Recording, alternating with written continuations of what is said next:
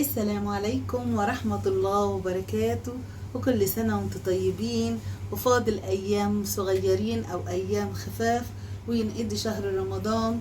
ولو إن أنا زعلانة جدا، وفعلا على رأي شريفة فاضل والله لسه بدري يا شهر الصيام.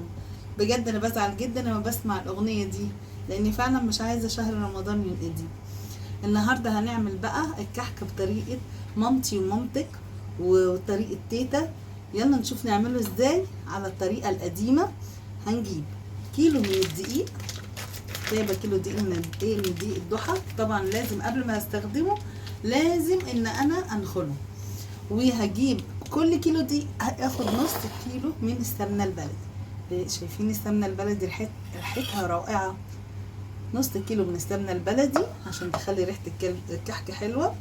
وهنجيب شوية سمسم زي ما حضراتكم تحبوا تحطوا السمسم، معلقتين كبار 3 معالق زي ما بتحبوا تستخدموه. انا جايبه معلقتين كبار من السمسم، وجايبه معلقه اكل عاديه من الخميره، ومعلقه ونص من الكبار سكر، ورشه ملح اهين، وريحه الكحك برضو معلقه. ونبدأ أول حاجة هنعملها إن احنا هنمسك السمنة بتاعتنا دي وهنقدحها. يعني مش هنخلي منها يطلع بخار، لا هنقدحها بالطريقة الصحية علشان نبدأ عمايل الكحك. يلا بينا نقدح السمنة، يلا بينا.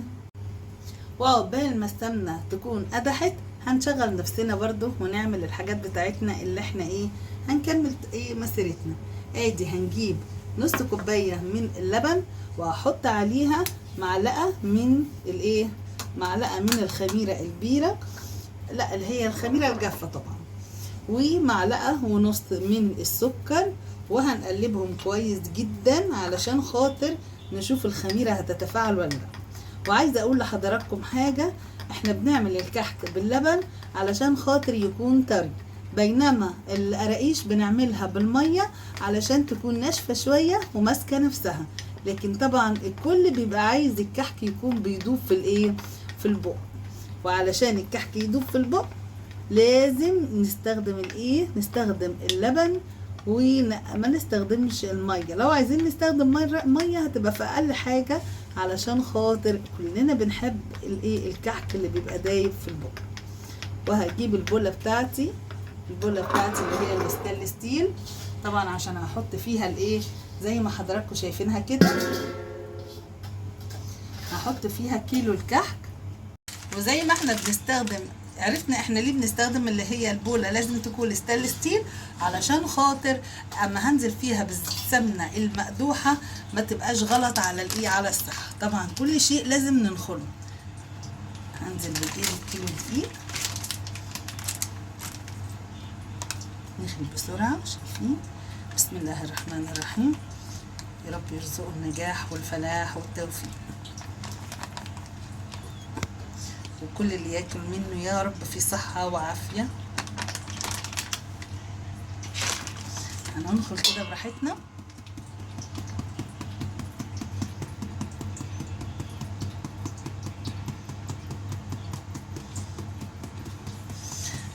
وزي ما تحبوا حضراتكم ان انتوا تستخدموا الدقيق، بس اهم حاجة في دلوقتي الدقيق بيبقى طالع، طبعا دقيق الضحى بيبقى مضمون، وفي دقيق بيبقى طالع للكحك والبسكويت ده علشان خاطر بيكون معدل كده اهو. هنمسك الكيلو دقيق كله هنخله زي ما حضراتكم شايفين.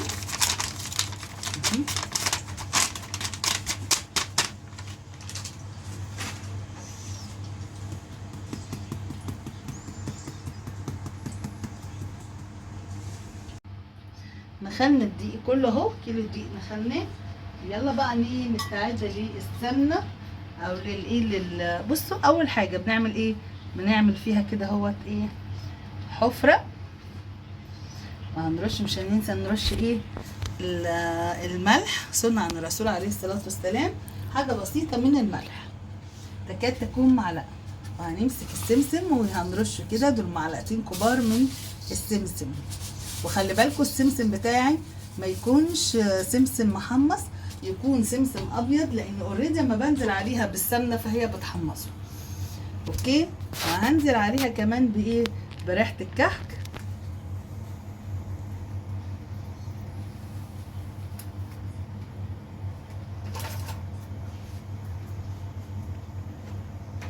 وهجيب السمنه اللي ايه اللي اتقدحت. بسم الله الرحمن الرحيم. لازم ناخد بالنا جدا ان احنا ما نحطش ايدينا في قلب الايه السمنه وهي مقدوحه. بصوا حضراتكم، بسم الله الرحمن الرحيم. اوعى حد يحط ايده في قلب الايه الدقيق وهو فيه السمنه المقدوحه. طبعا احنا هنستخدم هنا ايه العصايه الخشب بتاعتنا، هنفضل نقلب فيه كده.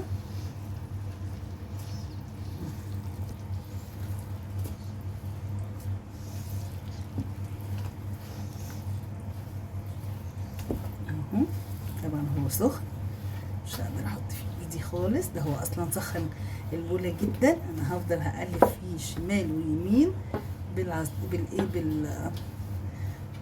بالمقلبه الخشب بتاعتي، بكبش الخشب. مش هقدر احط في ايديا دلوقتي خالص.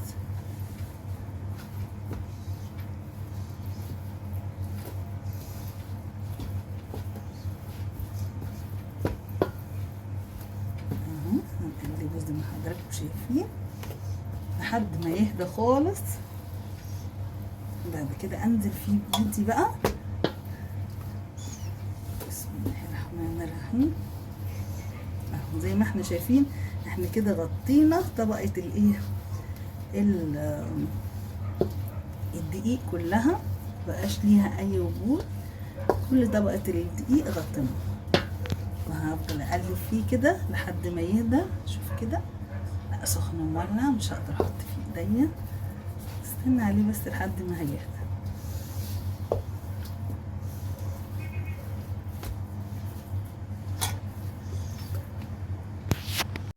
بص بقى، وهنظل ان احنا نقلب فيه لحد ما نحس ان هو بارد.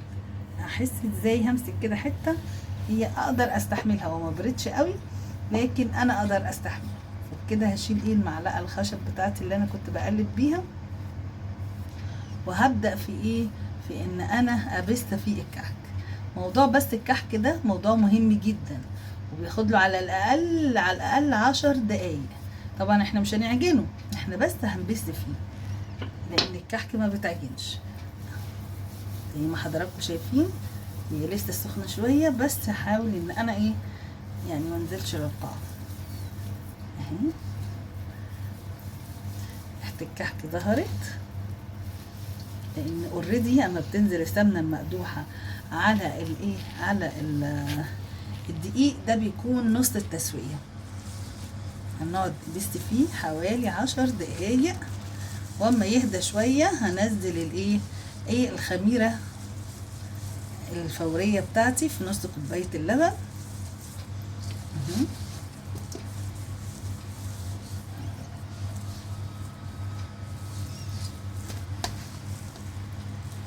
وزي ما احنا شايفين احنا كده ما بنعجنش في الايه في الدقيق بالسمنه او في الكحك، لانه المفروض ما يتعجنش. هو كل الحكايه ان انا ببث فيه، انا بثيت فيه حوالي 10 دقايق. ابدا بقى اجيب الخميره بتاعتي وهنزلها. ما شاء الله، اوري لحضراتكم الخميره اهو، ما شاء الله واضح انها تفاعلت. هنزل بالخميره بتاعتي، ودي هتبقى هي الميه بتاعت الايه بتاعت الكحك، لان اللبن عارفينه كلنا ان هو ايه بيطري الكحك جدا لما نستخدم الايه الميه بتنشف الايه الكحك، فعشان كده احنا بنستخدمها في القرايش. لكن ده بتبقى نص كوبايه لبن او كوبايه الا ربع لبن ومعاها الايه، وهقلبها. انا مش بعجن ماشي، انا بس عشان عايزه اوصل للايه. خلي بالكم لو عجنتوا في الكحك ممكن يمط منكم، انا بس بقلبها عشان الم العجينه اهو. بنقلبها بطراطيف صوابعنا كده